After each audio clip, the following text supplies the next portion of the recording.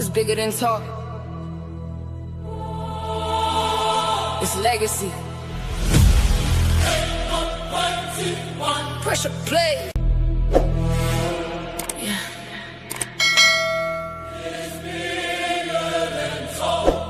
It's bigger than talk.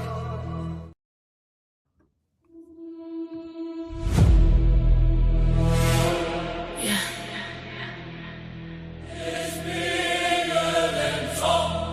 It's bigger than talk. It's legacy. Pressure plays. Pressure plays. From the bayou to the turf. Soul and blood, yeah. 181. Pressure plays. From the bayou to the turf. We don't break, no. Souls and blood. Yeah, we set the pace. Every take heavy, we control the game. 181. Pressure plays. When it's pressure time, we don't never fold. Never. From the mud to the lights, now we taking souls. Yeah. Real game talk. Yeah, we stand on call. I came from the mud where the pressure get real. Now it's lights on the field. I'm controlling the field. Every word calculated. I'm built for the storm. If it's game on the line, I was made for the deal. But when they run, yeah, they come. These two franchises will meet in the playoffs. 6 of those came to that against Canada. It must be the primary matchup on Brunson. Brunson with a long three. That's not really his shot.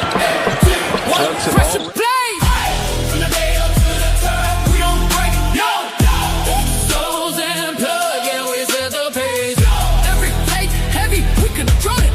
already.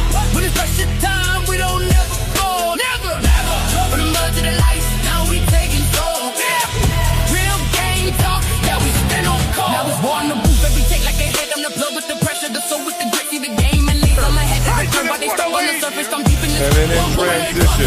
look at this, 28 feet from your 7'4" center.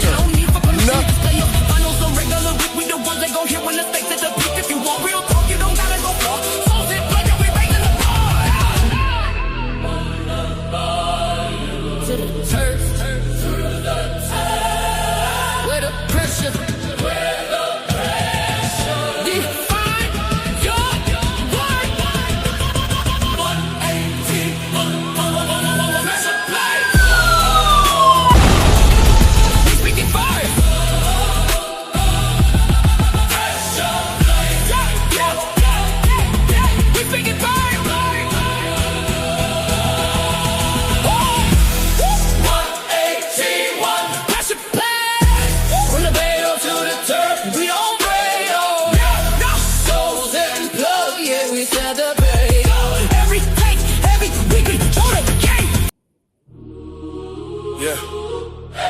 Yeah. Let's come on in the locker room. Yes, sir. Yes, sir. We're back. We're back. We're back.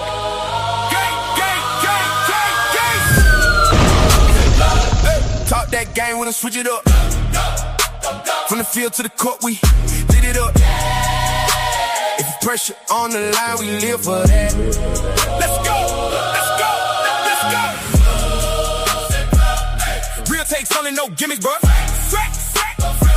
Break it down, yeah, we call it up. Every play, every move, we in the cut. Lock in. Look. I'm the plug, I'm the voice of the grind. Seen legends fall, seen rookies go shine. Breaking plays down like film and rewind. If you talking about the game, better know every line. From the sideline, talk to the locker room facts. I ain't with the hype, I deliver the stats. Championship mindset, put the team on my back. If it's fourth quarter pressure, I'm built for that. If we speak with the real ones, know from the draft picks down to the Super Bowl. No cap in the booth, it's a different code. If it's sports talk heavy, we control the flow. Talk that game when I switch it up. From the field to the court, we lit it up. If you pressure on the line, we live for that. Let's go, let's go. Real takes only, no gimmicks, bro. Facts. Break it down, yeah, we call it up. Every play, every move, we in the cut. Yes, sir. Yes, sir. We are back at our normal scheduled time. We back at our normal scheduled time, 2 p.m. This is 1181 Pressure Plays from the Bayou to the Turf, best sports show on earth. That's spelled E-R-F. Make sure you spell it right or you won't find it in the algorithm. You got to spell it right. What's up, plug? What's good? What's good? What's happening, man? What's good? Man. What's good, man? What's good? I was able to catch. I had you in the background while I was getting these shows together today. Yeah. I heard your story time. Who is Case by Case, or who is that? Or Kate, or Cool Beans? Oh, Cool Beans. Oh, that's V is she. Oh, okay. She changed her name. Mama V in the building. Okay. Cool. Yeah. Good show, man. Very, very, very good show. They had 15 waiting. They had 15 waiting on you. They have 15 waiting on you, plug. What that? You said they have 14 waiting on you, 15 waiting on you? Yeah, 14 waiting on me, man. But they ain't even know. They ain't even know, bro. Like the whole situation had transpired. He ain't even say nothing. You know what I'm saying? They was just in there with him. But they was trying to, he got him over there. You know what I'm saying? So it was still they didn't know it was an ambush. Unbeknownst. Crazy stuff, man. Crazy stuff, man. You never know what people have been through in life, man. You never know what people have been through in life, bro. I got the scars to prove it, bro. To prove it. Yes, sir, man. So we got a great show for y'all today, man. A great show, man. As y'all see by the thumbnail, man, we're going to be talking about privilege today, man. And privilege comes with a lot of responsibility. We're starting to see. I am going to have to give this person their flowers too when we get through our first segment today. Definitely. Her stats have shown improved this year. So once we get into that first segment, we'll definitely give her flowers. But very interesting. We're going to probably, me and Plug will definitely take this to a different level than y'all probably heard everybody else speak on it. But this is we're going to get into our first segment of the day, man. We got more than all season talk for y'all today. We actually got some courtside talk when it comes to the WNBA. So let's get it started. Mm-hmm.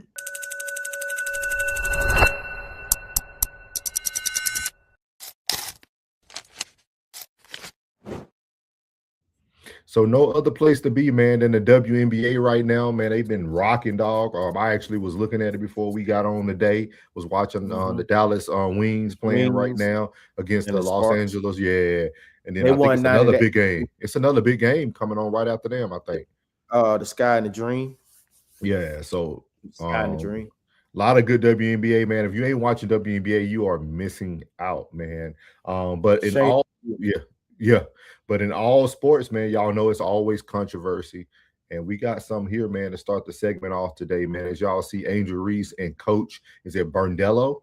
Coach Sandra Berndello had a lot to say out there in Toronto, man. So here we go. We're going to play y'all the clip, and then we also have another female who's going to give y'all a take on this as well. So here we go.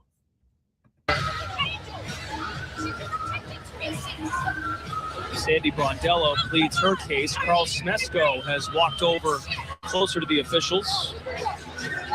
15 in the fourth quarter. Indiana has a 3-point lead late.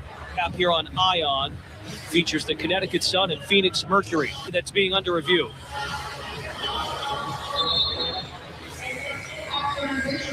Oh, she hit the hands? No hostile out. We will step aside from Coca-Cola Coliseum. The Arasabali is down. Was in a congested play trying to contest the Reese layup. And it really was a congested play at first. Thought maybe it was a poke in the eye, but it looks like it was something near her abdomen area. In either case, we truly hope and wish for the best for Sabalu. She's an incredible player, and the last thing that So right there, Sandy said Angel is a protected species. That was her initial thoughts about what had happened there. We're gonna play a little bit of this, and then me and Plug are gonna talk about this, man. I think this is actually a very, very good conversation. And I pointed out something that was very interesting before me and Plug got on here today. I had to, because I was trying to do some investigative work. Y'all know we normally use certain platforms, and had to go digging today. Had to go digging today, man. Had to go digging today. So we'll talk about that in just a second. In the fourth and final quarter, Nayara had some sort of like, to me, it looked bizarre. Okay, it looked like a completely bizarre type of like abdominal injury. Now, injury just so happened to be near her. She was the nearest closest to her. Okay, she was trying to defend her underneath the rim of the basket. And we just saw injuries. It literally looked like she just slightly tapped the stomach or the abdominal area of Nayara Sabli. Nayara Sabli like just goes into writhing pain. Like she's like holding her stomach. It's like, you know, she could barely, you know, breathe. Like she was in a lot of pain. Okay, so much so they literally had to bring out a stretcher to potentially take her, you know, to carry her to the locker room. Again, guys, it's a short, quick little article, okay, for context. What happened was Sabli fell to the floor. She suffered some sort of rib injury, so she had to be helped off the court. And it continues, though a shooting foul was initially called on the play. So it's frustrated by the call and the injury to her player. Brondello approached the referees and was heard yelling, "Angel, she's a protected species." So the comment went viral online, and Reese responded to social media posts regarding the incident with a post tagging Brondello, accompanied by the caption, "Are we surprised?" and a clown face emoji. So Angel Reese, I did not know she reacted like that. Okay, again, guys, I done got darker. I was outside at the pool all day with a bunch of bad kids. I was not on my phone. Okay, my niece kept snatching away from me. So apparently, Angel Reese, obviously, she felt some type of way about what Sandy Brondello had to say. Okay, she literally had at Sandy Brondello and asked, "Are we surprised?" with the clown emoji. Okay, this is not good. So of course, Brondello responded. Okay, she has apologized to Angel Reese. Said she had to, you know, give us some clarification. It says the Tempo coach released a public apology via her social media account. She clarified that protected species common phrase in her native Australia used to describe players who receive preferential treatment from officials. It says Brondello took full responsibility, stating, "My frustration was with the officiating, but my words unfairly put the focus on you." She also acknowledged the impact her words had, particularly within the Black community, and apologized to Reese and the Dream organization. Again, guys, I'm gonna just tell y'all my thoughts because people was like hitting me up about this. Okay, I wasn't gonna do a video about it, but I want to do a video now. I ain't gonna lie, at first, when I was like, she called her a protected species. And then some people was like, you know, she's trying to refer to Angel Reese as like some sort of animal. Like, she's trying to call her a wild animal. But thankfully, again, guys, I'm glad Sandy Brondello came out and clarified, you know, what she had said. Because again, that was looking terrible. And I ain't gonna lie, y'all can tell me what you want. I believe Sandy Brondello. To me, I ain't gonna lie, that low key, it eats. Okay. Anytime you see like, you know, certain players getting like, you know, too much, you know, baby treatment, you know, getting touched with kid gloves. Oh, you know, that is a protected species. I can see people, this is gonna pick up, okay, in the league. WNBA and NBA. When you see Caitlin Clark trying to draw a foul, she starts flopping. Oh, she's a protected species. That's her problem. Okay. The freaking refs want to give her the game. They want to give the game to so-and-so team. Okay. It's clear that they are a protected species. I low-key like it. Okay. I mess with that Aussie slang. Okay. I remember I used to watch Wentworth like some years ago when I was still stationed in Florida for the military. Wentworth is a good show. Okay. It's about a women's prison. Okay. Women prisoners in prison in Australia. Hey, no tea, no shade. They didn't put me on some Australian slang too. So I low-key like it, Brondello. She low-key ate with that. Okay, saying that a player so-and-so is a protected species. But again, I like that, you know, she quickly apologized to Angel Reese. She's like, you know what? My frustration showed. I did not mean to make that foul about you.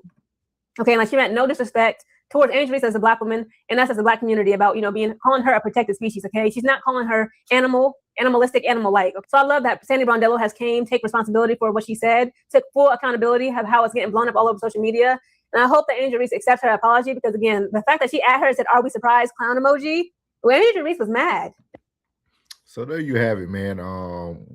We had to go dig around some archives to get somebody that was actually talking about this subject. Which we'll hit that in just a second. But what was your thoughts on this with the information you had and with what you heard? I actually watched this game. It wasn't as big of a foul, like she said. It wasn't as big as a foul as what it was, and the thing was the coach was mic'd up at the time, so the coach was mic'd up and they heard what she said. But I agreed. I didn't even understand what, you know, protected species, you know, I didn't understand what that meant, you know what I mean? But I ain't take it no way. But the way Angel responded, you know, she probably been getting so much, you know, hate that, you know, she just automatically went on the defense. But the reason old girl got out the game, I'm not gonna say she faked the injury, but Angel was doing them in. You know what I'm saying? Angel I think she had like 23 and 12. Yeah, I think hold on, let me see. I think you're right. She had like 23 and 12 that game, man. She was working them, and she's been getting more aggressive in the post, but that wasn't one of them. That wasn't one of them. Like the foul, the the comment and the retort wasn't even called for. It wasn't called for at all. Like the whole thing was just, they say not good. Any publicity is good publicity. Yeah, that's just what it was. What's up, Jen? What's up, Jen? And what's up, I-90 West, man? We appreciate everybody who is in here already on all the platforms. Make sure y'all hit that like button. Make sure you subscribe to all the channels. Very interesting. Very, very interesting. Very, very interesting. Because she said because when you listen to the words, right? She said two different things, right? Because she obviously stated Angel Reese's name first. Right. So she did say Angel Reese is a protected species. But then with her apology, she stated that she was just frustrated with the refs and it was just an overarching statement. So like it could have been in the midst of her emotions, you know, it could be. I think it's very unique how women react to things compared to me. I think even with that lady's feedback, I think she was able to she wanted to find, okay, she got some validity here, right? She's from Australia. I can't argue with what her language is, or I got some familiarity because I watched this show. So it's almost like she gave her the benefit of the doubt regardless and didn't go the other way, which I think is a big win for everyone today. Like, I think that's a huge win, especially with everything that always be associated with Angel Reese and Caitlin Clark. I think today that whole thing was a win because everybody heard it. Nobody jumped on it in the way that they normally jump on Angel and when she was with the Caitlin Clark stuff. So I think it's a win. I think people are now protecting the accent over all the other stuff. Like I said, I am gonna give Angel her flowers today. She's doing her thing. She's doing her thing. She's balling out in Atlanta. She's doing very, very well. So gotta give her her flowers, man. She's doing way better than I thought. Her post game has improved. It was the one thing we talked about here on 1181. I said that's something she needed to work on in the summer. Obviously, she worked on it. But I think now the WNBA is scrambling because Caitlin Clark didn't pan out. Well, do you think that accountability so swift keeps yes. It's like the swiftness of it immediately after it happened, taking accountability. Yeah, it definitely. It can almost be a tactic, though, Plug. Yeah. Let me get ahead of this because if I don't get ahead of it, well, of course. If I let everybody get their own take on this, So I don't know. Yeah, that's good. I'm glad they're doing that now because.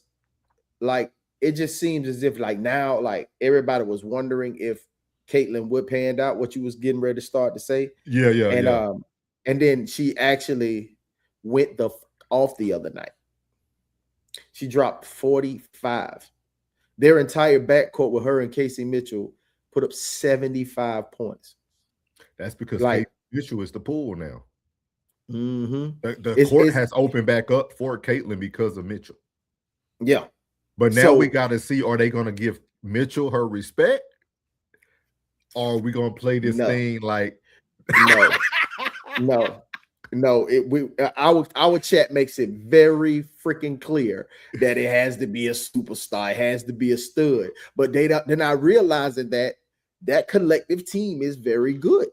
You know what I mean? But they want to have a superstar. They want to make her the face. They want to make her the face. And that's amazing that they're doing that. I just want to see her hoop, dog. I think if she just hoop, dog, just hoop.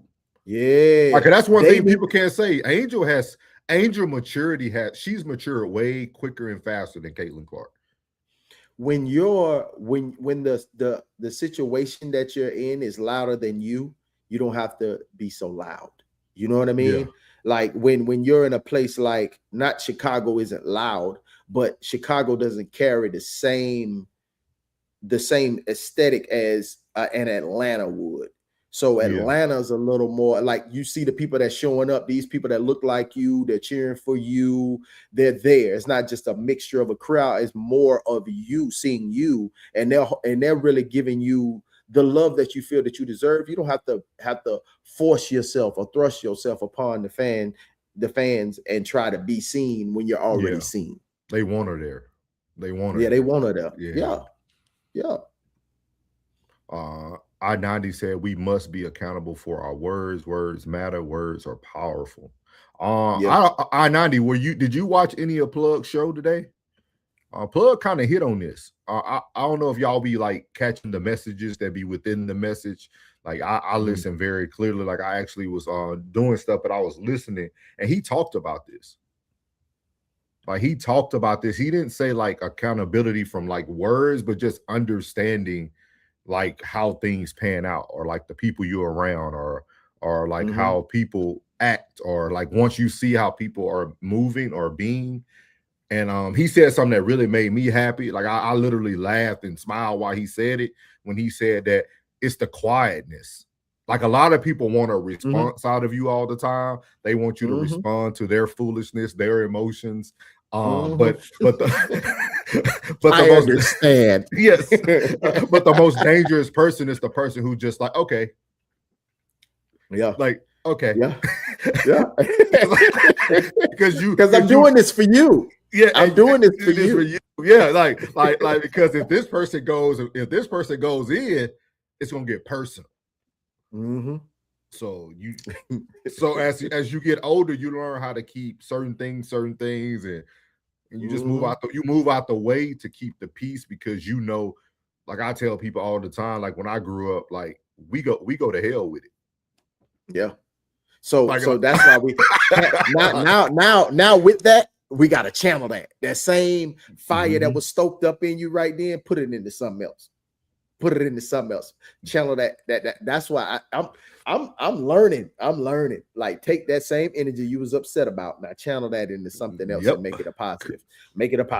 Keep creating. I'm telling you, man. Like when I heard that, when I heard it, I started laughing. I said, "Boy, he ain't never told a lie like that, boy."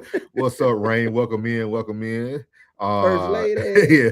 I-90 said, no, I didn't catch it. I mean, hey, you gotta watch it, man. Very, very good. It's a lot of small pieces of wisdom in there. Like he's telling you guys a story, but like that, like those little things, like those are what I look for. Like the little things, like okay, like yep, like because sometimes you never know if people see things the way you see them sometimes, but then somebody could come back and talk about something, you be like, yep.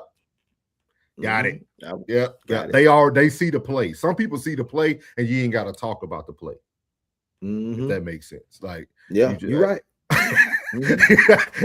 So like I did it for us. See, you might have thought you had a win and I took a loss, but really we both won. Yeah. We both won.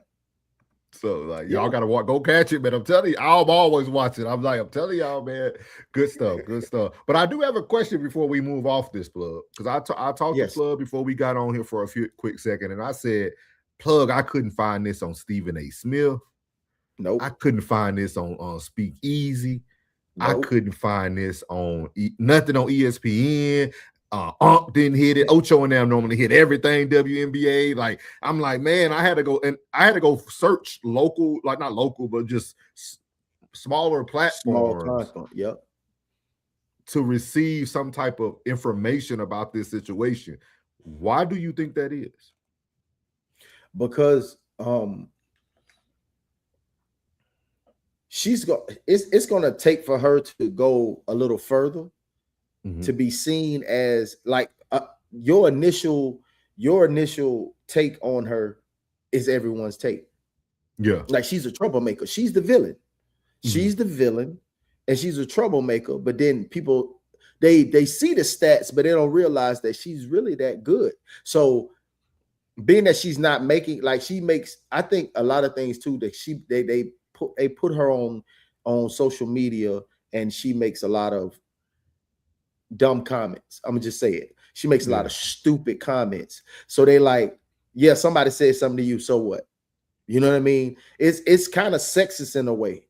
In a way, it's kind of sexist, being that, you know, I'm not gonna give you no light when you do all this stupid stuff. It's like that one good, you got to do like what they say, you got to do 10 goods to outweigh the bad. Yeah. Instead of that one good outweighing the 10 bad. So, you know, she just needs more highlights of, you know, her doing something positive. Then I think they'll give her the light that she deserves. Okay, yeah, because I was wondering, I was like, man, nobody ain't covered this. Like, usually they be on top of all this. So, shout out to Angel, man. Like I said, man, when I'm wrong, I'm gonna tell you, man. I'm gonna give her flowers, man. Shout out to Angel. At the end of the day, we'll see. What is it? All-Star weekend's coming up this weekend. So y'all tap in a lot of good games this week and today. So tap into the WNBA, man. There's a lot of great basketball, a lot of skillful basketball going on in the WNBA. Yeah. But you wasn't wrong, bro. You wasn't wrong. That take was legit. Because she did need to step her game up. Yes, she did need to grow up. Yes, she did. She needed to mature. She does need to work on her footwork. Yeah, it is a lot of things that she can work on a game to be that top-notch player. So your take wasn't like that. It's just what you assessed what you saw. Yeah. And now she's becoming a better individual, and you recognized it. That's it. Yeah. She's even doing what you said. Like, I seen it on the replay when you watch her. Like, if you watch her reaction. Because y'all got to think about it. Angel didn't hear this until everybody else heard it. You see what I mean? It ain't like she ran by her and heard her say Angels. Like, she heard it because and it's almost like, did media want this to be bigger? You know what it is, man, when it comes to that, man. You are so like when you think about it, it's because like, who would point that out? Like, you know what I mean? Out of, like, you got a possible major injury over here, and that's what you're getting out of it. You know what I mean? So just something to think about. And shout out to Ball Leopard, said haters gonna hate. Mellow Woods Music said, let's stop with Angel Reese. She hasn't been good since she stepped into the league. I feel you, man. I know how you can feel that way. I'm celebrating her progression. Yeah, I'm celebrating her progression. Like her progression. Like, I will be a hater today. To sit here and say, like, nah, bro, like, you got to check the stats. She averages. Yeah, the stats don't lie, bro. You know what I mean? Like, could she be more impactful? Yes. Yeah. But she is impactful, bro. Like, she's averaging a double-double. Yeah, and she's averaging 33 minutes a game. She's on the floor. He said, lower the ball. He said, what's progression? I think progression for me, this is so shout out to you in the chat, man. Go back and watch a lot of our old 1181 when we first started. My progression from me speaking on it would be her maturity level. It will also be her post play. I'm seeing less of the missed layups that I know you used to see, hitting off the back of the backboard and hitting like, she's becoming more controlled. And I think that she's starting to do like what we just talked about. She's taking that hate and she's funneling it into, well, let me just prove who I am. Because y'all got to think about it. Angel got other internal battles, right? She got Flau'jae hooping. You got AZ Fudd hooping. Like everybody who just our girl, what her name is, our girl Oliver. Olivia Miles. Olivia Miles. Like, there's a lot of females that can dethrone her very quickly if she doesn't change her ways. Like, the WNBA is a little different than the NBA. Like, the WNBA, like, every year the new next thing could be walking through the door or the next game. Because nobody thought Mitchell was going to do what she's doing. Nobody was even talking about her at the beginning of the season. She looking out there looking like a young James Harden out there on y'all. Hey, tap into the WNBA if you haven't, man. I'm telling you, man.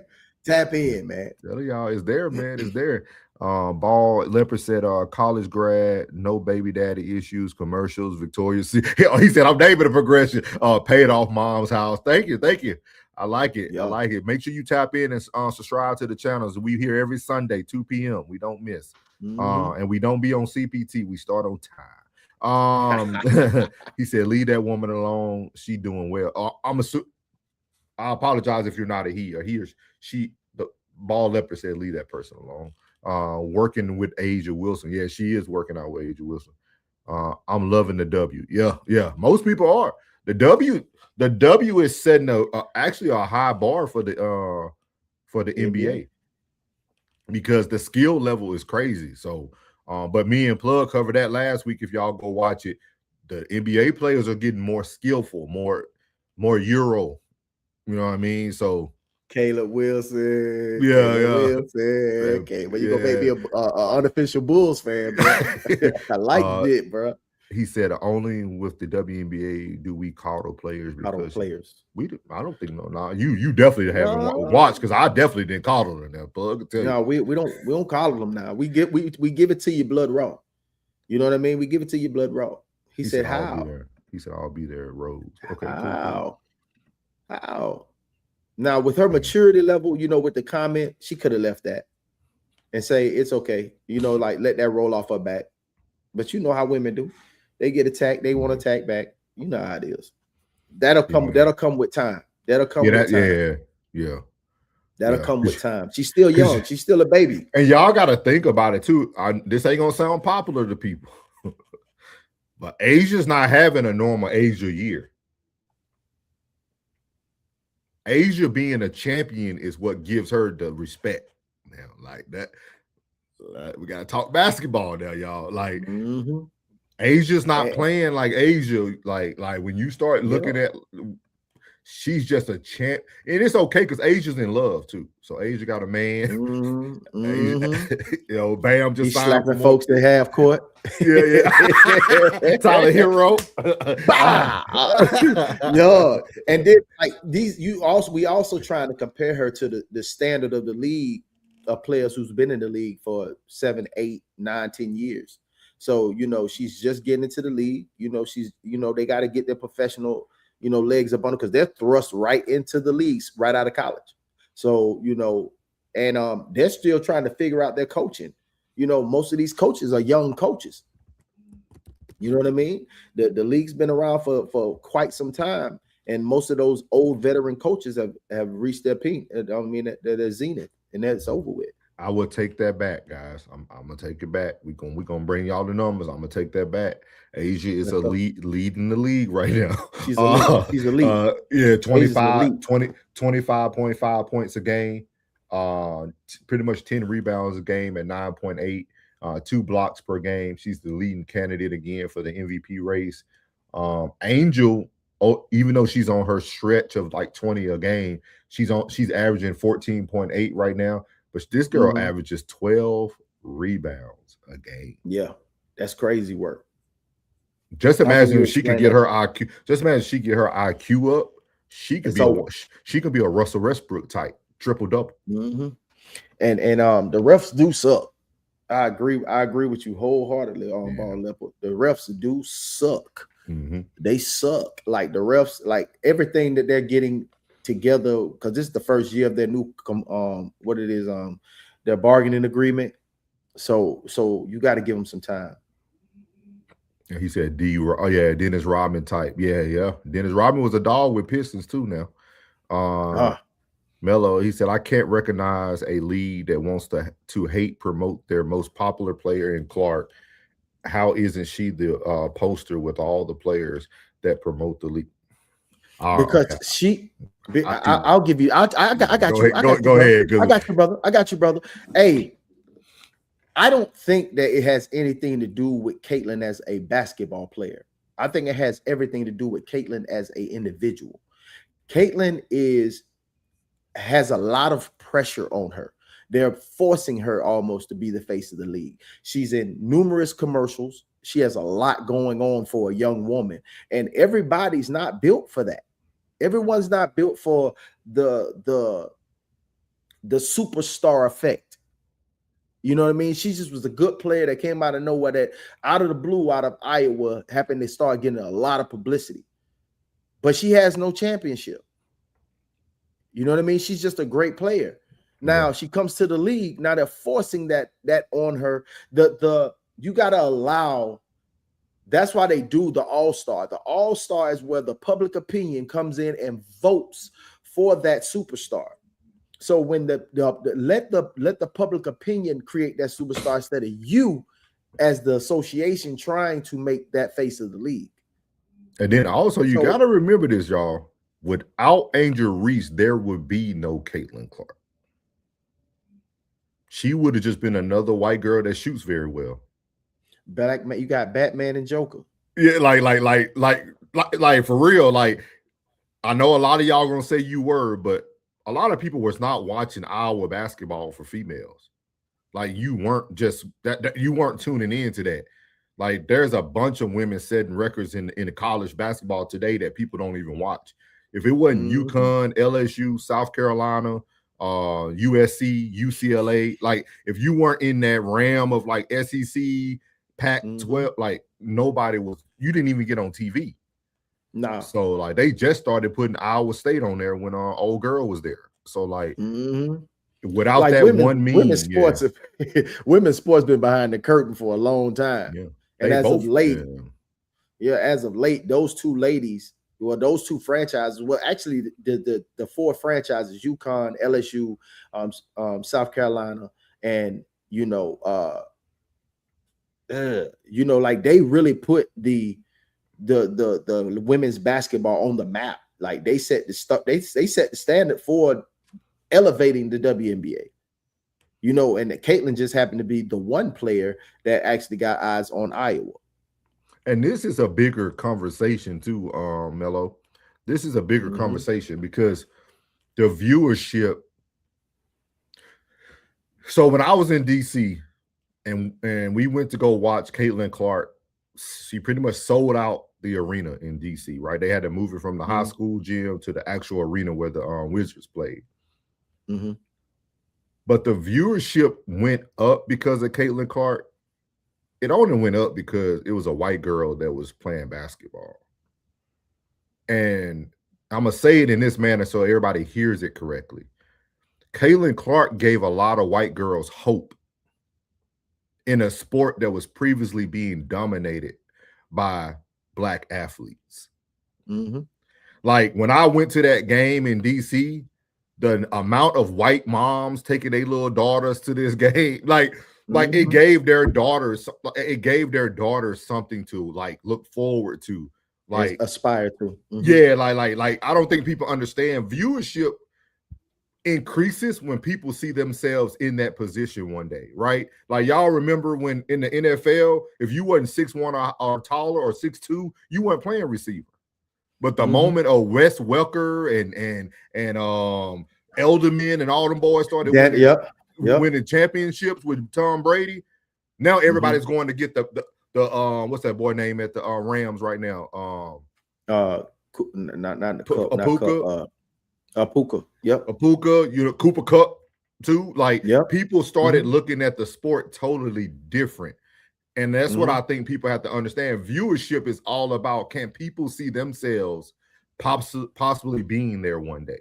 That's what viewership is. Like that's really what it is. That marketing 101. That's why they tried to make Caitlin Clark the face of female basketball. Because I'm telling you, you can go see, because more white people can afford basketball camps. Like they can go send their daughter to go learn how to be a 3-point specialist sitting in the corner every time they get the dish. Like they can go, they can afford that. Viewership is about those who can afford. You know what I mean? Like it's a bigger topic. That's what I'm saying. We'll have to break it down one day. It's actually a bigger topic. But saying those things that he's saying, so like you taking away from IS school and Breonna Stewart, and you taking away from Taurasi, you're taking away from Cunningham. You taking away from the young ladies that really ball in this league. You taking away from them that actually come out every night, that get their ball on every night, and you pulling all that attention away for one individual. That's one thing that I think collectively that everybody that covered the W has a problem with. And then you showing that favoritism, and they actually can see it. And y'all think about it though, Plug. You think about it. So y'all got to remember when it first originated, Cynthia Cooper, Tina Thompson, Lisa Leslie, Cheryl Miller, like every great team, Teresa Weatherspoon, the first white girl that really came in and made some noise came from UConn, Diana Taurasi. And then Sue Bird. You know what I mean? I've been watching this from the start. Like the first WNBA, that's why it didn't last the whole time, because they didn't have enough great Black females. like they couldn't build enough teams. But then over time, Gino Auriemma and them, they started getting that factory going in UConn and then USC and then UCLA, and like you started creating all these great players, you know what I mean? Those Rebecca Lobos and those, like you started getting players that was different. Like I follow female sports, dog. Like I follow female sport, and like everything's about us. Everything goes back to a system, and they had to create a factory for it to come back. And now you see those Sue Birds, those Diana Taurasi's, those who else you had? That's pretty good. You said one of them, the tall chick, Breanna Stewart. Like, I mean, because y'all gotta think about it. Look how difficult it was for somebody like Tamika Holdsclaw from Tennessee, dog in college, dog. Right. Yeah, we had our own girl from Shreveport, Louisiana, man. Our girl from Southwood. She's now one of the coaches at LSU female basketball. She in the Hall of Fame for female basketball. What's the black girl name? I can't even think of her name right now. Simone Augustus. Okay. Like I've been following it because in our city, female basketball was huge for basketball. Right. Like we had some dolls come out of there. So I think it's a big y'all just get ready. Yeah, y'all get ready because they're gonna have to. They watch. We just got 2 expansion teams. We got the Portland Fire and we got the Toronto Tempo. Y'all just be patient, because it's going to be more expansion teams. The NBA this year is going to set the standard for the fandom to see if it's worth bringing another female team, you know, which is the Connecticut Suns are going back to the Houston, going to be Houston Rockets. I mean, not Houston Rockets, but the Houston Comets, excuse me, the Houston Comets again. It's going to be big. I'm telling you, it's going to be big. Trust us, it's gonna be big. Y'all just sit and wait, and it's gonna be more competition. I had got to the point this week, because it does get tiring to hear so much about Caitlin. Excuse me, about Caitlin. That I'm like, you got to wait for these girls to get ready to come out on this next wave. So they're gonna have to make room. So it'll be more expansions, and these teams will eventually break and span. I'm telling you, it's gonna, y'all tighten up, man. Just you gonna really enjoy the W in the next upcoming years. It's gonna be a lot of talent coming out. Trust me. Yeah. Juju. Yeah. Oh yeah. Juju's gonna be a dog. Juju. Players have to bite their tongue because Caitlin Clark brought in the mega bucks. Agree. Yeah. Miss Miller. Yeah. Because that point that he made about she brought the Midwest in, that's beautiful. You know what I mean? Because they're you talking about the cities that they touch, from Washington, the Washington Mystics, the Connecticut Suns, now down to the South with Houston, and now, you know, talking about the Dallas Wings. Now we're going out west to the Golden State, LA Sparks, you know what I mean? That haven't been good teams for a long time. Then Vegas, you know, started taking over and being dominant. And now, you know, you got the New York Liberty. So when you think about these places, think about that. Yeah, her bringing that Midwest in was a big influx of eyes on the game. Because, I mean, it was hard to find a WNBA game on ESPN. They'll be on Ion and on a local channel. Yeah, you gotta go steal cable to find these channels. I'm telling y'all, make sure y'all tune in here at 1181, because I think you guys are gonna get a very different spin, because our age, we've seen both. A lot of these people who are covering the WNBA today have only watched the WNBA from its existence now. Like, that's a big thing to remember. Like, a lot of people don't know about the Lisa Leslie and them team and all. Like, you know, people don't remember them. People don't remember those people, man. So Candace Parker, Maya Moore.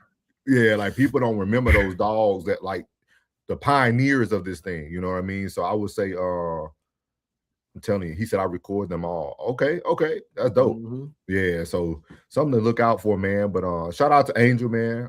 We all could agree to disagree on certain things. That's fine. But you know, the most important thing, everybody in here was able to talk about the WNBA, so that means you're watching. So that's the most important thing we're gonna take away. Oh yeah, see, Mello, you seen it too? Yeah, he said 42. I seen both. Yeah, so telling you, keep tuning in here, man. When we talk about sports, we're talking almost 4 decades worth of sports, man. That's a lot. That's a lot of sports. For sure. Yeah. For sure, so we appreciate y'all for that one, man. We're going to move into our off-season segment. So here we go. Pressure play. From the bayou to the turf. Soul and blood, yeah. 181 pressure plays. From the Bayo to the turf. Yeah. I know a lot of the new people here. Y'all wasn't expecting all that. This is like a TV show here. We don't just scramble to next things. You know what I mean? Gotcha. So we now tuning into the all season talk here at 1181, man. And of course, it was easy to find this one, man. We starting off with LeBron James, man. LeBron is holding the league hostage. Let's hear what they have to say. LeBron has hurry up to make a decision in upcoming free agency. I would like for him to make an announcement already so he can finish so he can finish the schedule. No, so you can finish the schedule. Right. Because as you might imagine, the teams are calling us, networks are calling us, and everybody wants to lock in the schedule. But it will influence how we set up the schedule, how we set up opening week, Christmas Day, etc. Now Ocho, I need somebody to explain to me. Why would they be waiting on a guy that nobody wants? You know why, huh? You know why. They keep telling us nobody wants this guy. No. Listen, you and I both know. Is that me? What happened? I don't hear nothing. My connection plus stable. Looking like I'll be looking. I hear him in and out. I think it's my connection. I thought he was going to bring him up. Say something, Joe. What's up? Okay, check this out. From what we've been told, a lot of analysts, nobody wants LeBron, yada. But the commissioner's saying, look, I need this man to hurry up and make a schedule because networks are calling us. They want to lock things in. Opening night, Christmas Day games, very important games. For somebody that no one wants, the NBA is sure asking an awful lot of this man. Wouldn't you say, Joe? I understand that. Now, obviously, some teams may not want him because of his age, but he's still a draw. Huh? He's probably still the biggest draw. Wherever LeBron goes, the world follows. People want to see. It changes the dynamic to everything, especially with the NBA schedule, which is why Adam Silver said what he says. Now, there might be some teams that say, oh, you know what, we don't need him based on what we have already. But LeBron is still the biggest draw in the NBA, depending on where he goes. He can fill a stadium by himself, Joe. He can fill an arena by himself. You're absolutely right, Ocho. He's the biggest draw, and guess what? He know it. He damn know it. You know, he knows that everybody's waiting and anticipating on where he's going to go. I ain't saying he's going to draw it out, but he's going to take his time with it. Do I think he already, kind of know where he wants to go? I think he does. Okay, Ocho. I agree. I think he does. And hopefully in the next day or so we'll get that. But, man, listen, Bron moving on his own time. He moving on his own. He ain't moving on their time. And he understand that part. So I think he's just kind of, just stringing us along just a little bit. Okay, Ocho. Just a little bit. He said, for the past 23 years, I've done everything on your time. Hello. I've been on your schedule. I've done everything that you've asked me to do. I've been a model citizen. I've done everything right. I've conducted myself, and I've tried to be the greatest of great ambassadors for the NBA. Yeah. Just allow me this to make sure this is the right decision for me, because this could potentially be my last decision that I make when it involves an NBA roster, an NBA team. And so I'm going to take as much time as I need. Do I think he has a general idea? Yeah, I think he's probably 90%, 95% certain of kind of where he wants to go and kind of what he wants to do and what he's looking for. Because look, the teams are not going to drastically change. I mean, there might be some wranglings behind the scenes, the guys we don't know about yet. We hear stuff about Cleveland potentially moving for Kyrie and Anthony Davis. I think that seems like more pie in the sky to me than anything. Golden State has what they have, with the exception of a few pieces. Miami kind of has what they have. You know what you got in Cleveland. You know what you have in Philly.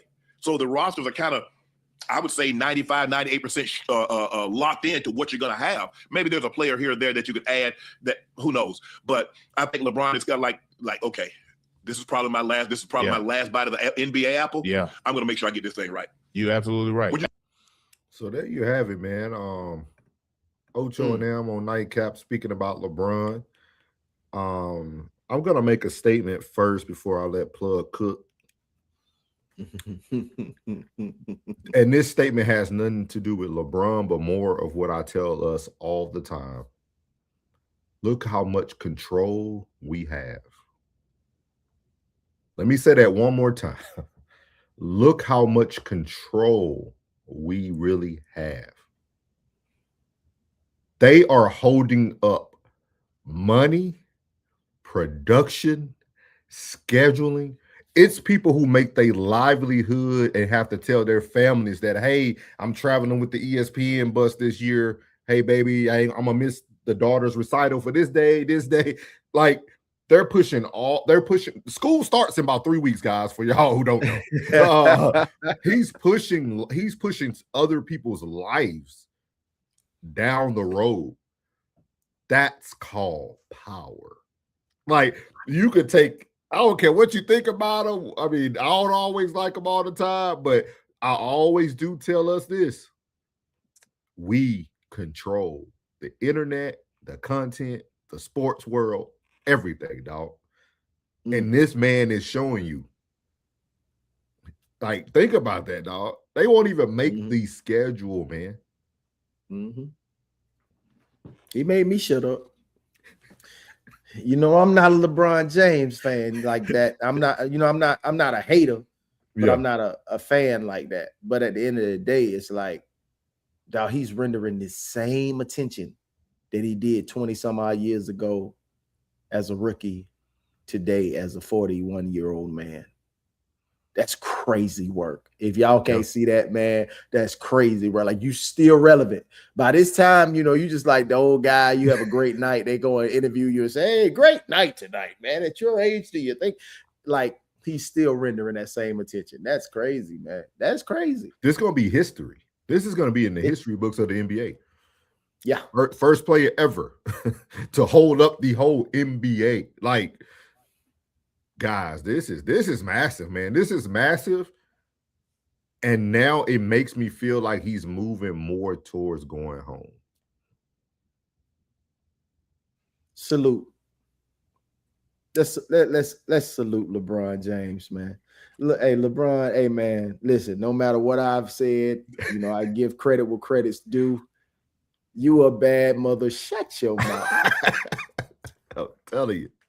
That's different, I gotta get dog. to you, my boy. That's different, dog. When you got the commissioners, hey, can you hey, what's your planner look like? What's your planner look like? Didn't want to start anything, you know. Just wanted to ask you a question if you have the time. If you have the time. You know, you made that decision yet? And I'm gonna tell y'all this. They say all business goes down on a golf course. LeBron has been playing more golf than ever. You can't tell me Adam Silver haven't been at some of them golf courses. They're sweating. They move it like they're moving the needle. And it's crazy because me and Plug talked about this 2 episodes ago. I was like, bro, the trades had nothing to do with them. It was about LeBron. That's crazy. Like, the trades, everybody who got moved didn't get moved really because of the team. They got moved because they're trying to set up the platform for LeBron James. Like, if LeBron don't make a decision and puts him on a championship ready team, i.e., I would say Philly. There was a rumor that his daughter just enrolled their daughter into an academy out there in Philly. That was a rumor. That was just a rumor.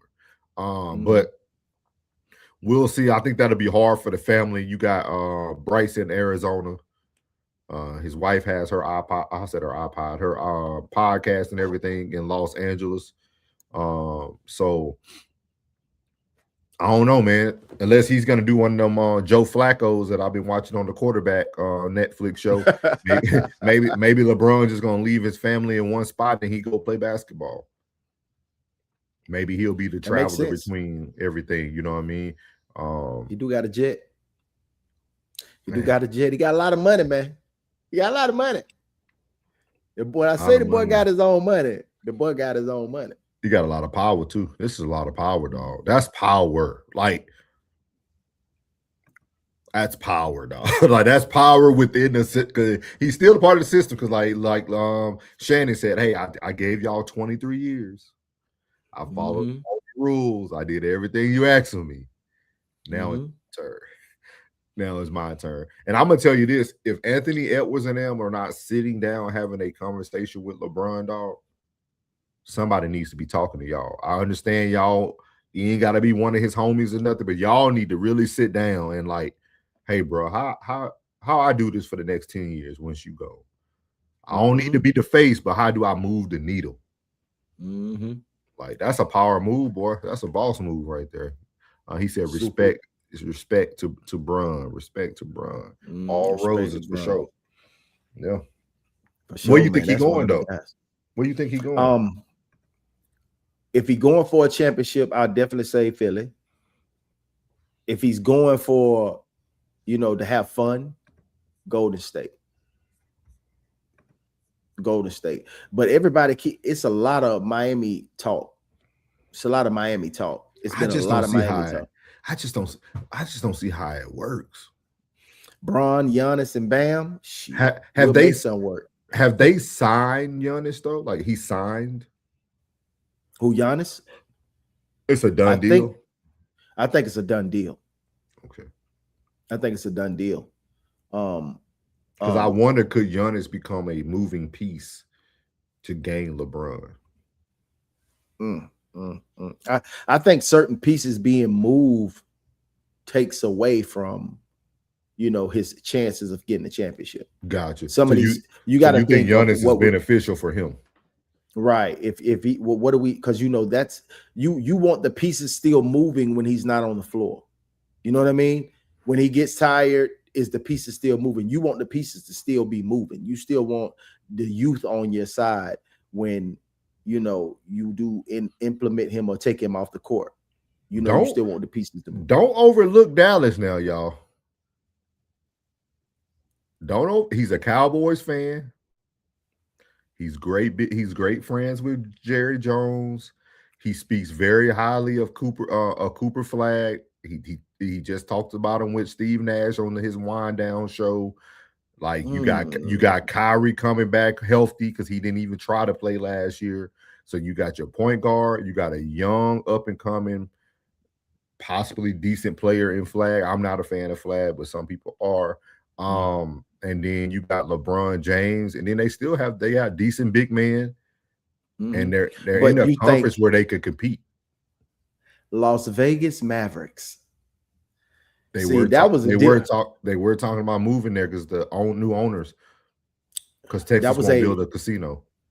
Right. But that is a big draw, like they said. It's a big draw that would make a lot of people start coming to the games if LeBron comes. But it'd be a lot of people that can't make it because those ticket prices are going to be a little extreme, sir.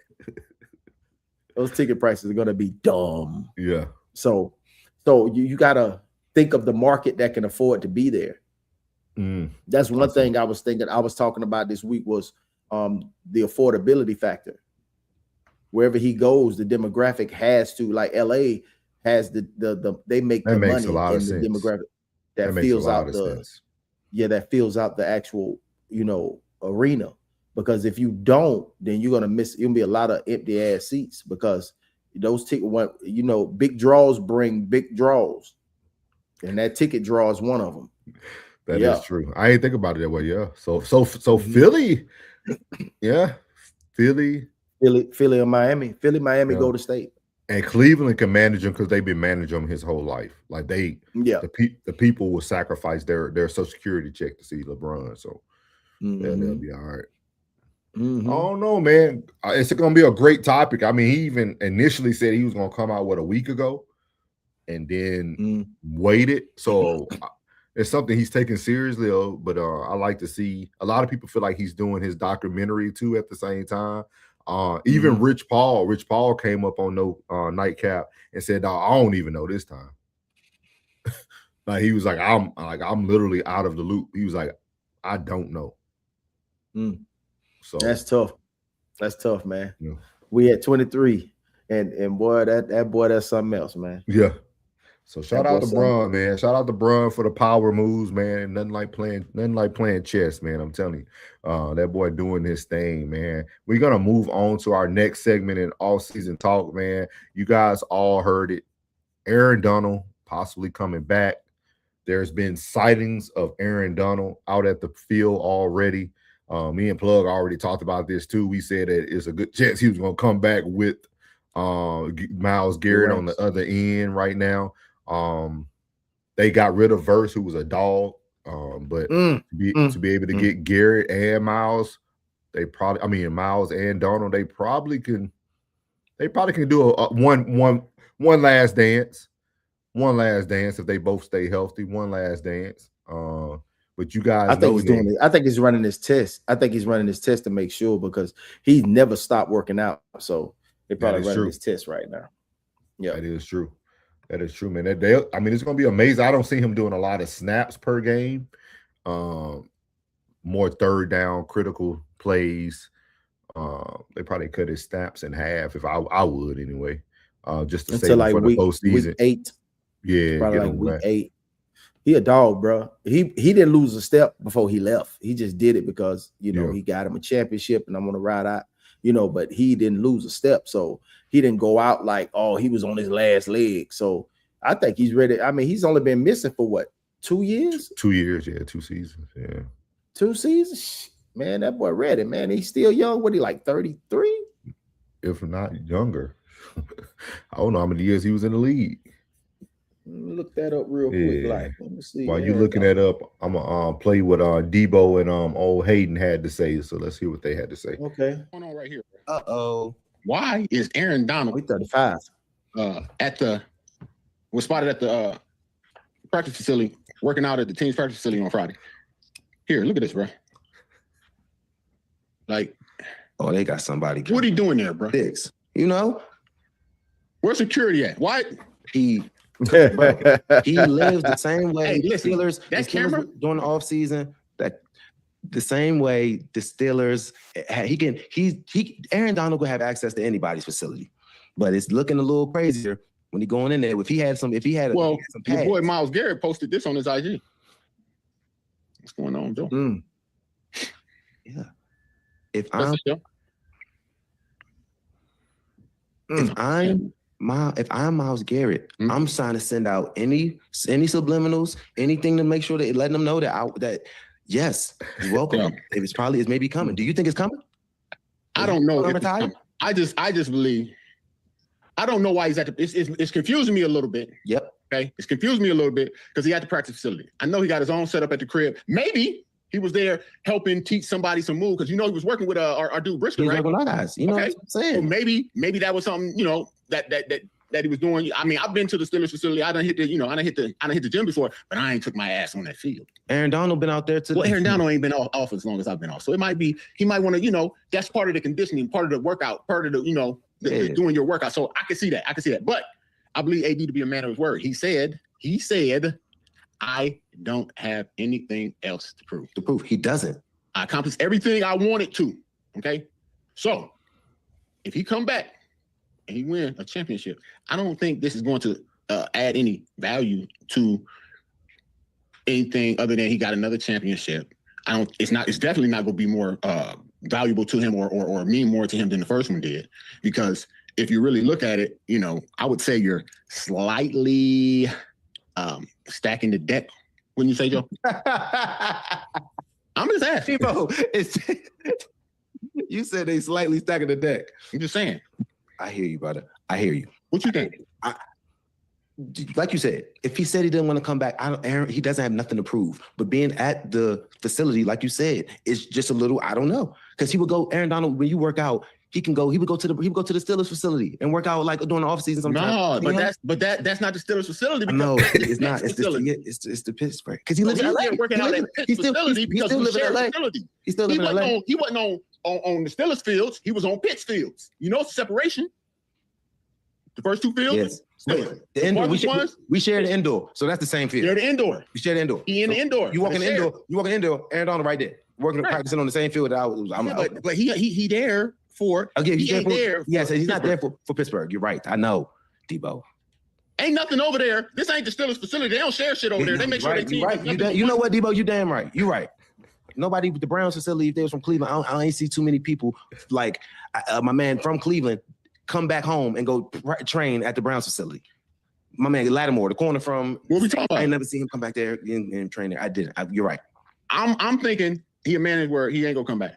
And then I'm thinking he's out there helping somebody try and learn something. He's teaching somebody something. And instead of going wherever, he's like, hey, I'm gonna be down here at the facility, man. Yeah, I'll pull up. I'll pull up. Yes. You know what I'm saying? Yeah. That's what. It sounds like Harrison don't want this to be true at all. Yeah, he's like, but why? He's but why? Man, hey, Question for you. Yeah. How huge would this be if he did come back? I think the initial will be huge, but they will have to win. They don't have to win the whole thing, but they will have to be winners. Like they will have to. It'll be big, but I can see it. I can see it like slapping them in the face if it doesn't work out. And I think that's what he was trying to say about like you don't feel like they're stacking the deck. Like, is that too much? Like you pretty much got a almost like an equal exchange from Verse to Miles. Like you still got everything you have. Do you really need Donald to come back? It takes so much. Like there's no double teams. You got to pick your poison. You got to pick your poison with them two because both of them got big motors. Both of them super strong. And then that boy Miles super long, bro. Like, yeah, that man arm span like a basketball player. And that boy is big. Like, this is going to be, I think how great would that be? Yeah. Like, let's look at the storyline. You know, it's always a storyline. Yeah. And that storyline, you got Matthew Stafford, veteran quarterback, one-time Super Bowl champion, one of the most youngest and influential head coaches in the league.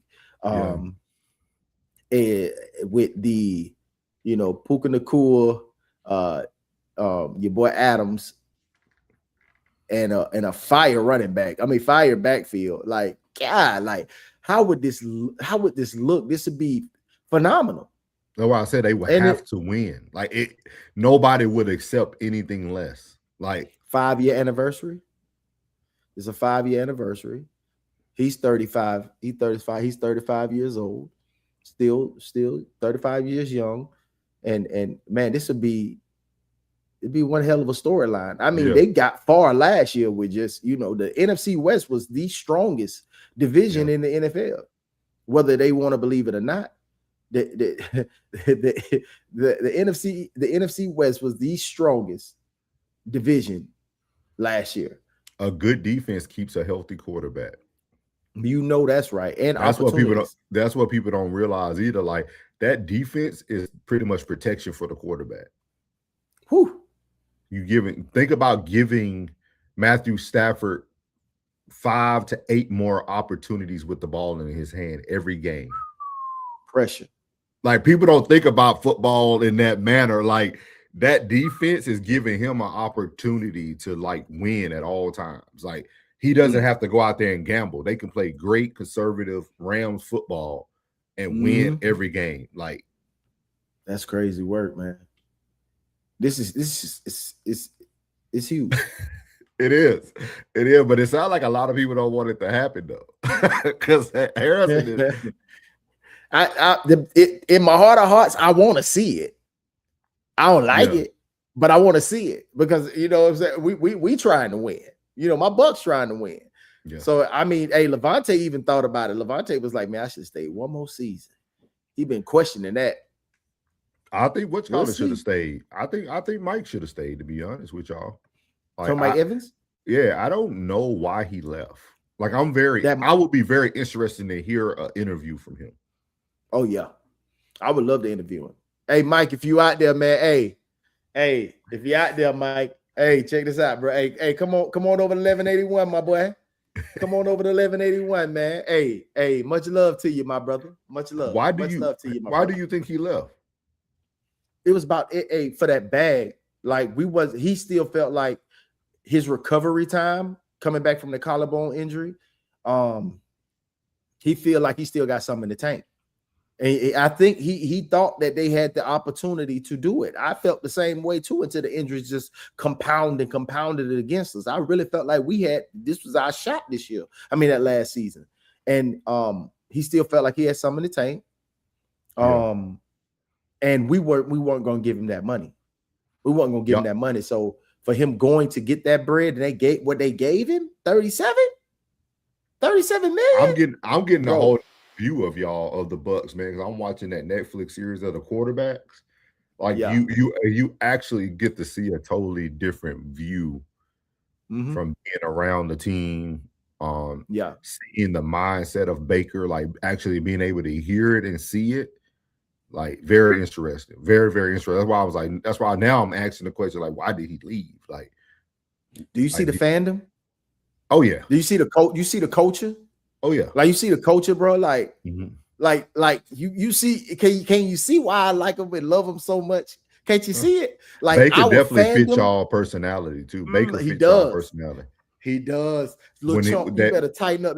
I see you. When they showed him and when CJ Gardner hit him on that series, and when he hurt his knee and he got up, and CJ said, "That's what you get," and then he said, "Man, I just got fired up. I just got hey," and they went down and won. He was like, they had no clue. I was at that game, bro. I was there. Yeah, that's right. I was president of California, and bro, I tell you, like he was hurt the entire season. Yeah, and he was in MVP talks, and he was hurt the entire season. But it's the belief that y'all have in him. Y'all team, like when you see the interviews of the other people on the little series, like it's the team for me. Like when I see people so excited to talk about you in that manner, like they were like, yeah, we knew we had that one when he did. Like they can feel it. Like he fits their personality, and it wasn't about replacing Tom. It was about, can we find a Buccaneer? Yeah, you know what I mean. Like Tom was just on the receiving end of being a Buccaneer and his talent, but like I think Baker fits what y'all like. He's like that old Trent Differ, tough nose. If we get to the game, we got a chance. That's the biggest thing. Like we got a chance. Like watching the series actually opens up your eyes to like a lot of what's going on within the league. I love watching those type of things, man. Yeah, man. So, I'm glad you said that, man. That just warms my heart. For real, he's still on the burner for me though. He better tighten it. Boy, I told you this is his last opportunity this year. Now he got paid. Yeah, but he got paid. Baker, no, they showed him going from all the teams. How much y'all gave him? 100? Wasn't it 100 million? 4 for 260. Was the 100 million guaranteed? I'll find out for you right now, bro. He got some guaranteed, man. So while Plug is talking about that, man, we're talking about quarterbacks, we're talking about playmakers, but every quarterback needs someone to throw the ball to. Not sure if this gentleman is going to be getting any passes this year, man. And we're talking about none other than our guy, not our guy, but like the guy, Stefon Diggs here, man. Stefon Diggs is in another off-field situation. It seems like the boy can't catch a break from what it sounds like, man. We're going to go over to Coach JB's show. I will tell you, if you got any kids watching with you right now, I would say cover their ears or get them out of the room or put some headphones on. So this is Big Smitty, Coach JB, and Sean King talking about the situation. And then we also have another clip of old boy Graham responding to Stefon Diggs. So here we go. Has submitted more than 100 pages of text messages, Instagram DMs as evidence to support his claims in court. According to court documents, Griffith says that the messages held back his allegations that he was sexually assaulted at Stefon Diggs' home. Yeah, he fucking a dude. Yeah, bro. Diggs previously argued that Griffith failed to provide Instagram messages, but Griffith says that Diggs already has access to them and only lost access after being blocked. Diggs has sued Griffith for defamation, accusing him of making false claims. Griffith has countersued, alleging he was drugged and sexually assaulted. I want to start with you, Sean King, being the former NFL player here, quarterback, and a guy who threw the football to wide receivers. What's your thoughts here about Stefon Diggs being accused of sexually assaulting a male? Go. Hold on, Tom. Before you do it, look at this. But Marcellus is guilty. Again, my point. See what I'm saying? This shit is crazy. Go ahead, Tom. Motherfucker, defend the game in the motherfucking heartbeat. But go ahead. This is funny. It's a subliminal message, dog, to professional athletes that want to be A-list celebrities. It's funny, I mean, dog. The gift and the curse, man. It's funny. And listen, I'm not gonna pass judgment on this because this is the same guy who the chef came out and said that he sexually assaulted her. He ultimately ended up getting off. They said she was lying; it wasn't true. But the minute that Stefon started messing with Cardi B, all this stuff came out. So I don't know if people are attacking him, trying to make a money grab. I don't know. So if you look online, if you look online, it seems to be some whispers out there that he was already bisexual, and if he is, that's his thing. I mean, that ain't how I get down, but I mean that's what he do. That's what he do. But who knows, man? In 2026, who knows? 100 pages of text messages and DMs, a lot of fucking pages. Now, obviously, we got to see what the pages say, but the fact that little bro sent in those pages, it must be some shit in there that he would think would help him win his case. So I'm very curious to hear more about what those pages say. I will say this to all my young athletes. When you start dressing like Stephon Diggs and Deebo Samuel and Jared McCain and all these, you don't really get the benefit of the doubt when something like this pop up. So for me, it's more so. I mean, in the picture, he's got his arms folded with a purse on. My thing is, like, I'm doing this right now. It's not comfortable at all. So, like, I don't get how this is a natural position to do this. Why is his handcuffs over each one of his nuts? Go. Excuse me? Why are handcuffs above his balls? Go. I wasn't even looking at that lower region, so I don't even see no handcuffs. Well, for the gay community, I'm gonna use words because Smitty said I can't use harsh words, Sean. So we did a whole breakdown earlier. His tummy's out, so I'm gonna use those terms. His tummy is out, and he's wearing a pink purse. So let me ask something to Smitty real fast. What is 1 + 1 go? 2. What is 2 + 2 go? 4. What is 3 + 3 go? 6. What's 3 × 3 go? 9. What's a pink purse dude wearing go?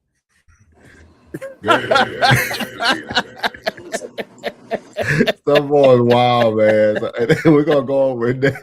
Some boy's wild, boy. And then we're gonna go over plug set this over, man. This is actual old boy Graham responded to it. That boy be acting a fool. We could have stayed on JB. Hey, that boy, they some fools, man. You want to finish it out? All that finish out. Here you go. They some fools. I get it. Okay, just making sure. So let's break down. We just broke down math for everyone, and we had factual based information there on what 2 + 2 is. Man learned to cut out with handcuffs right above his region of testicles. We have a pink Prada purse or Louis or whatever. I have to question that. I have to call it out for what it is.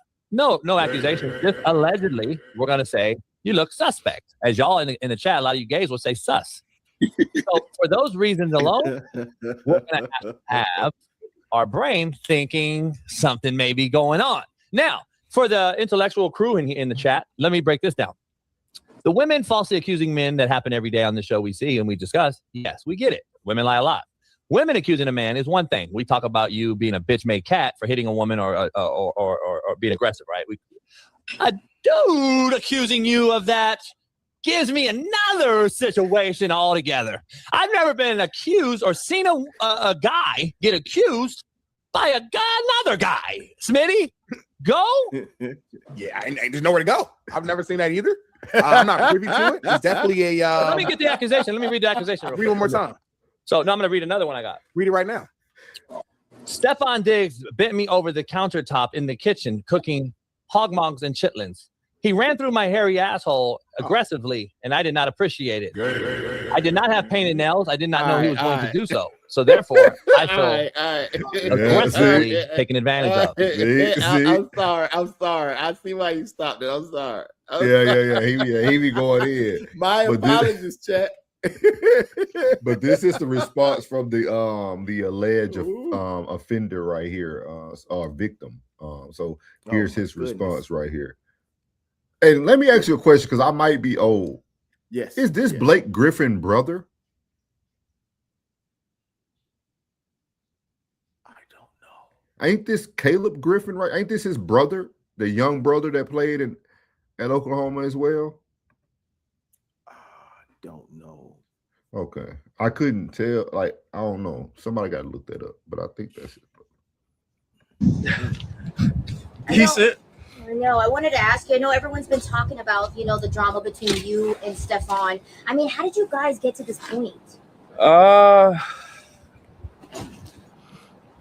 Differences of opinion, refusal to tell the truth, an obligation to myself and children that bear my name, and a responsibility that I hold very near and dear to my heart. So I got to walk this down. Justice for CB. Okay. Fact.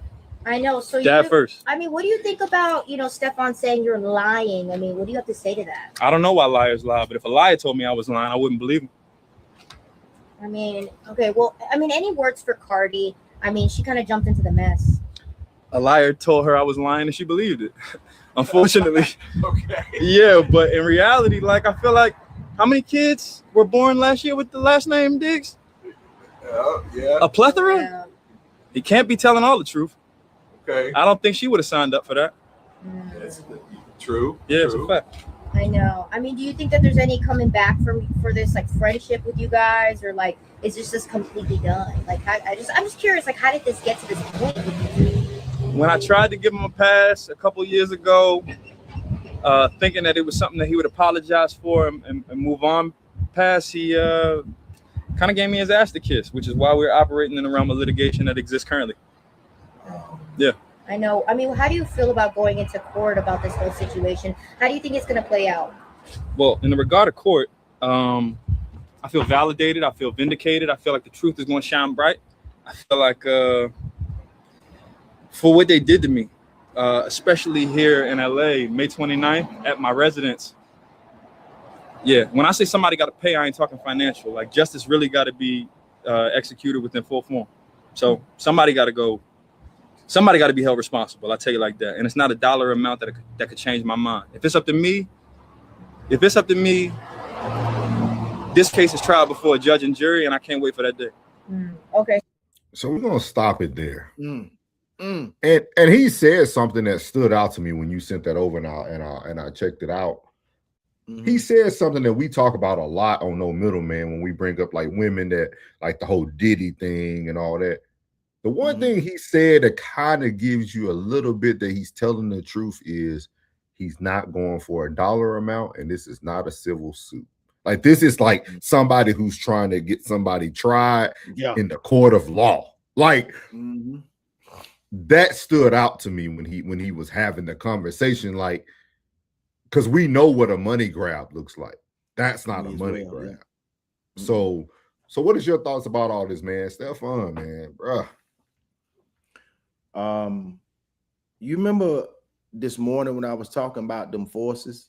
When we was walking back to the car. Yeah. And Buddy hit that, and like we were in front of the car and nothing touched us. It hit the car. Yeah. Them forces do live. And playing with a woman who's, obviously tapped in on that, in that realm, or in that, you know what I mean? It's a possibility that you play with them, they'll take you up through there. Ain't nobody been the same since. Just think about it. Everybody that crossed her ain't been the same since. I'm letting you know that is true. That is true. Oh boy, got shot like a month later. Yeah, like thinking it's a game. It's not a game. Stop playing out here in these streets like that. You think it's a game. You because you got a little bread, you know what I'm saying, and you can slang that dang-a-lang any way you want to. But let's be real and let's be honest.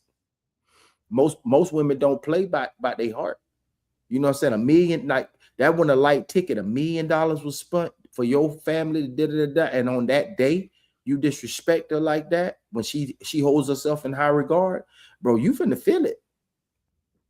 And things, hey, I'm just, this is all speculation for content purposes only.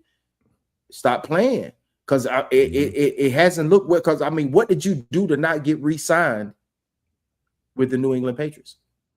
Very true. Why haven't you been picked up? Because your performance last year wasn't bad at all.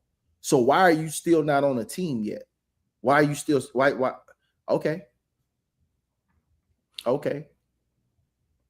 I'm just throwing it out there, just pure speculation for content purposes, allegedly for content purposes only. You know what I mean? Like, but it to me, it seems as if it's going to only snowball until you rectify. You know, Celia was dead serious when she did this. You feel me? She was dead serious. Until you do right by me, everything you do is going to fail. So this could be a public service, Uncle Plug. This would be a UPPSA. It's an Uncle Plug public service announcement. Stop playing. Stop playing. I'm trying to tell you, bro, because some do not care about that. They don't care about she don't need your child support. That's a dangerous place to be. And that's the only thing I could see that it had that, because like, yeah, we heard things about him. He was a bad locker room guy, whatever the case may be. He's a firecracker, whatever the case may be. We heard these things, but most people put that to the side when it's time to say, hey man, it's time to suit up. The boy can ball. Regardless of what they may say, the boy can ball. Yeah. And if CTEAB can get on the team after the things he did in Pittsburgh and come to Tampa and be on the team, where's your co-signer? That is true. That is true. And especially because you even got more proof because you beat a case. Like a team will want you even more. Like, okay, people thought he was lying. He told us the truth. So we got to take him for his word, right? Like he said it wasn't a thing. It wasn't a thing. He beat the case. Yeah, he should already be on the roster. Yeah. Because like we had Vrabel, now you come up. Vrabel, we gotta work this out. We can't go through both of them right now. We gotta get ahead of this. This is our head coach. You're just a player. This is our head coach. Why aren't you on the team, bro? You might see somebody snag him up last minute though. You might see somebody like, because I mean he's still with 1,000-yard receiver last year. I mean, he can give you 1,000 piece. If he don't get picked up, I'll be very shocked.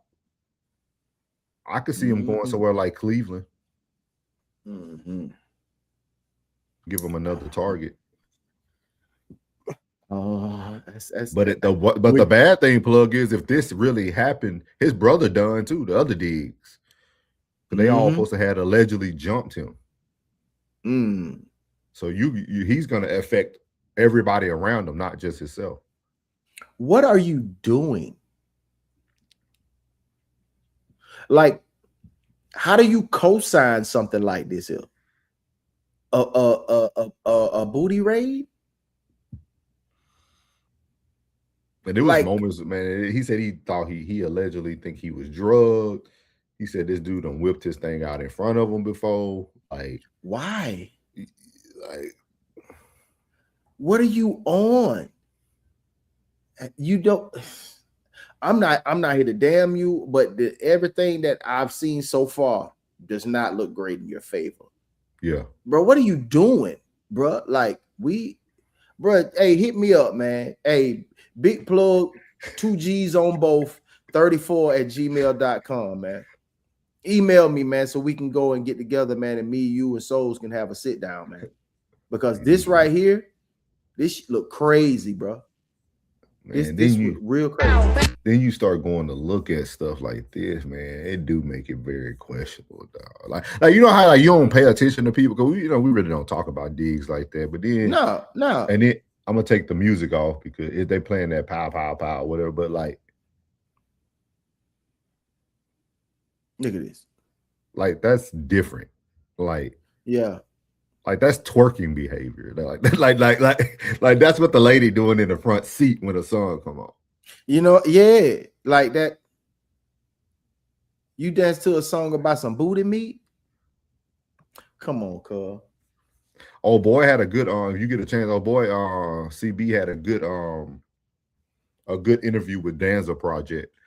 He talked a lot about like with everything he could talk about. He talked about it like all about how the ASICs deal happened for Diggs and all types of stuff. Like I didn't like the dude played a huge role in like a lot of the success when it came to the fashion world, and so they had a good relationship. I just don't know where it went wrong. Whose interview? Oh boy, that we just watched, Griffin. He did an interview with Danza, with the Danza Project. Okay. The dudes that used to do Charleston White, but he fell out with him. Yeah, I know you're talking about. I know Danza. Like it's a good interview because he like, oh boy, man. I mean, he didn't need Diggs for like financial reasons because he was already into the fashion world, like with Louis Vuitton, and like he already had like created some pieces and like he was doing well, but he like so very interesting. Hey y'all young players, man, out here, man. Living your life and doing what you do, man. Don't forget where you come from. Don't forget your moral compass. Don't let that money make you. You make the money. You know what I mean? And bro, just these type of allegations that's coming up, man, it doesn't sit well. It doesn't look good at all. And I'm sorry for you. I'm sorry for you, my man. Yeah. So, yeah. There you have it, man. That was 1181. You got anything else for him today, bud? That was 1181, man. Some good topics. Yeah, like man. y'all really was intrigued by that WNBA. We might got to start bringing y'all more WNBA talk. Everybody intrigued with that WNBA today. Yeah. So today I wanna give you some flowers today. Hey y'all, you know, just to give y'all a little something, man. My boy Souls is dedicated to bringing great content. We appreciate y'all being here every time you see that thumbnail and every time it comes to the forefront. We really appreciate you being here. And my man is very dedicated to giving you great content, man. So please share this content. Please subscribe to the channel because, man, you missing out. You know what I mean? It's a privilege for me to be here. You know, it's a pleasure. My pleasure to be here. You know what I mean? And I thank you for having me, brother. And hey, man, this is 1181, man. Yes, sir. This is Pressure Plays from the bayou to the turf, my boy.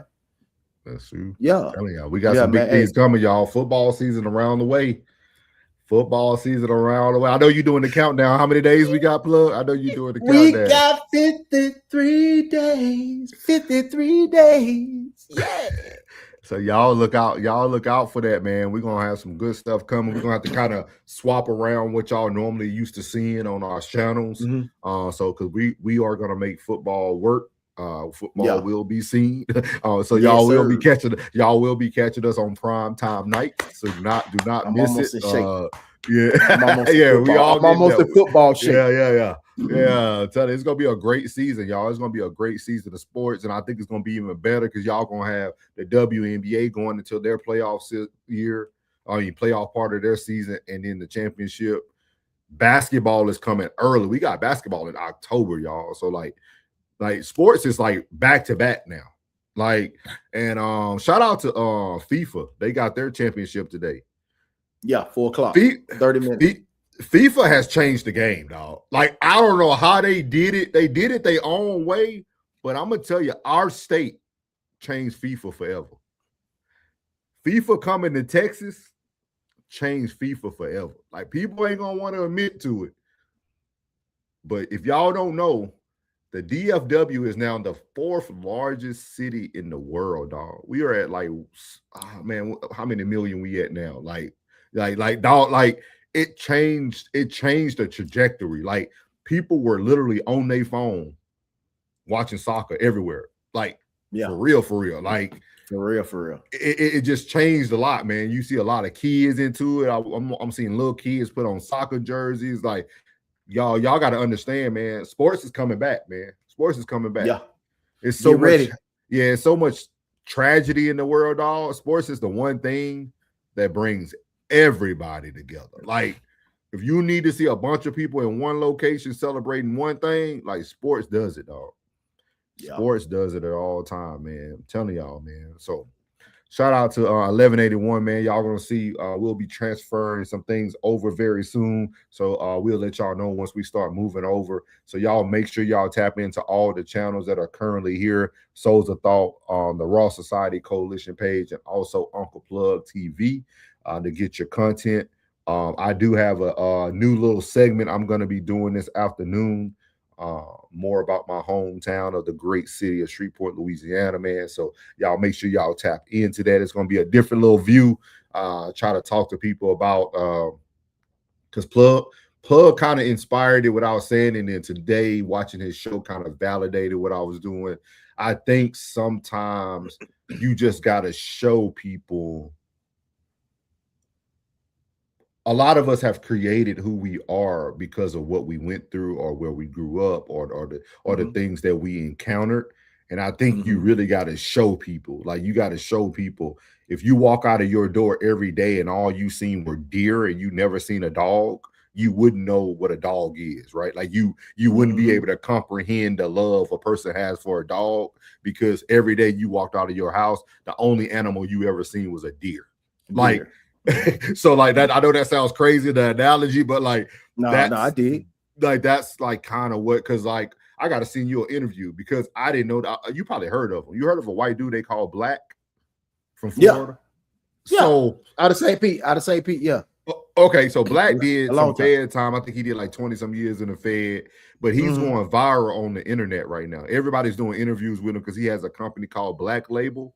It's like a security company. Yeah. Yes. So I knew you would know. So like he talked about how white people use the N-word in Florida. Like it's normal language. Like he said literally like certain areas, certain people.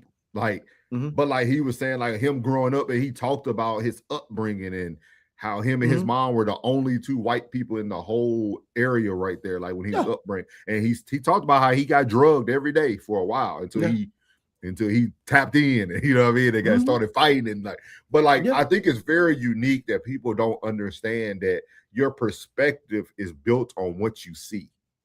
Yeah.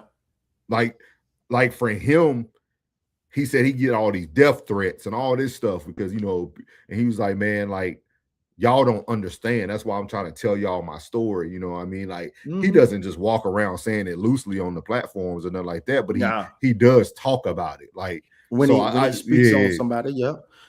But to know, you have to be from where you're from, and it is a term of endearment, especially where we from. That's what he said. Some don't understand it.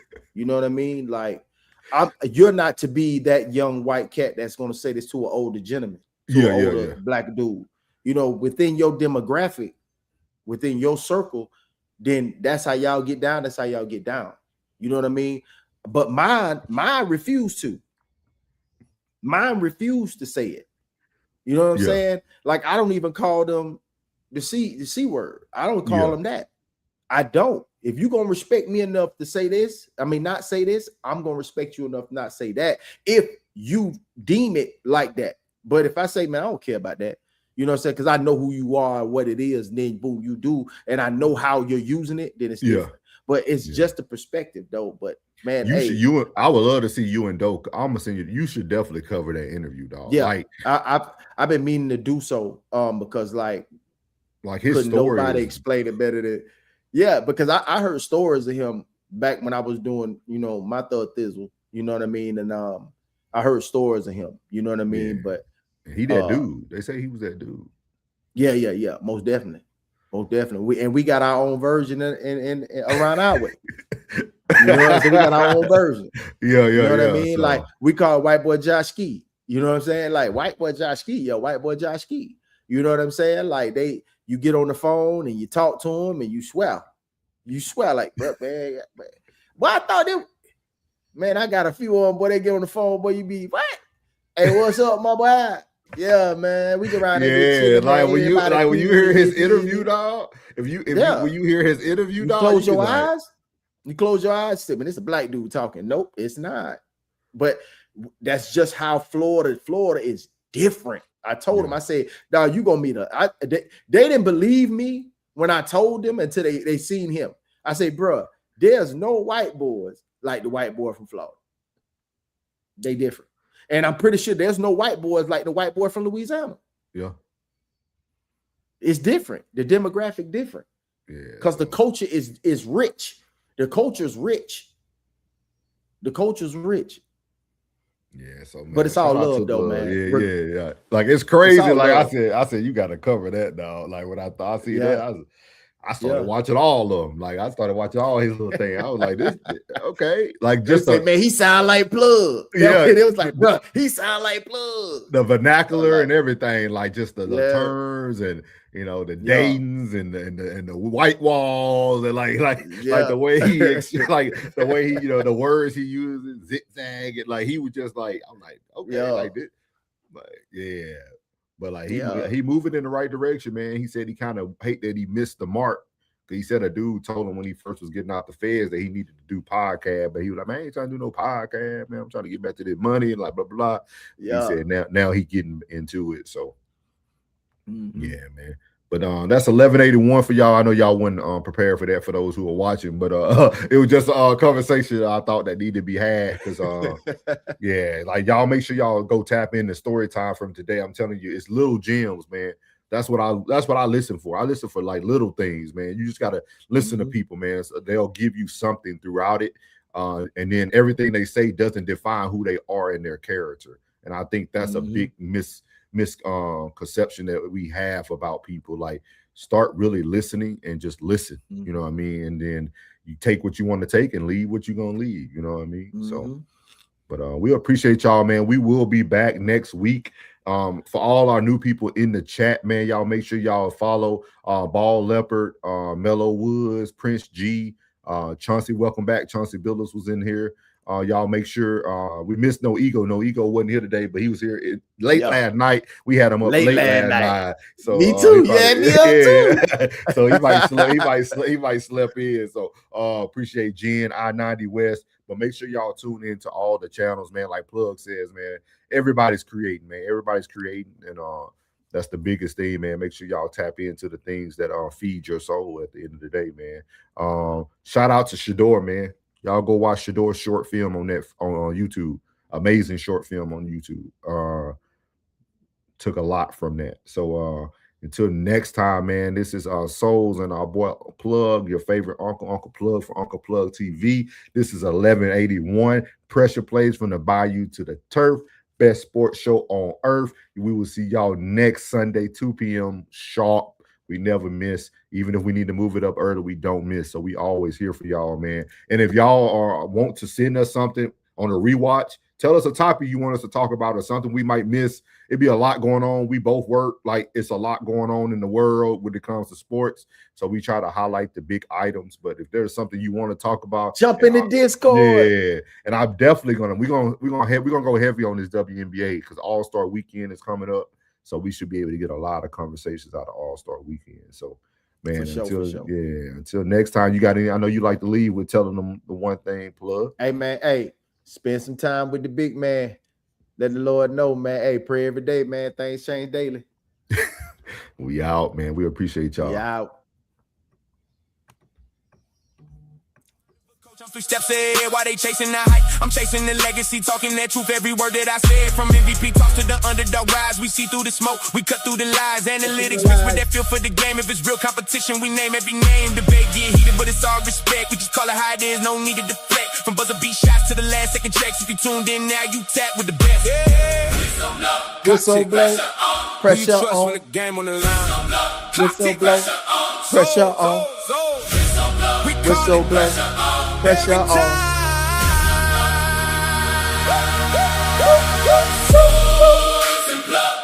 Talk that game, we don't switch it up. From the field to the court, we lit it up.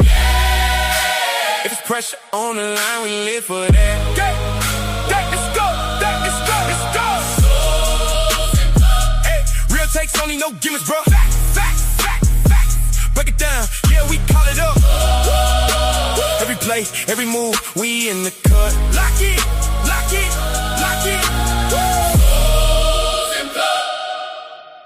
You locked in now. It's bigger than talk. It's legacy. Pressure play. Yeah.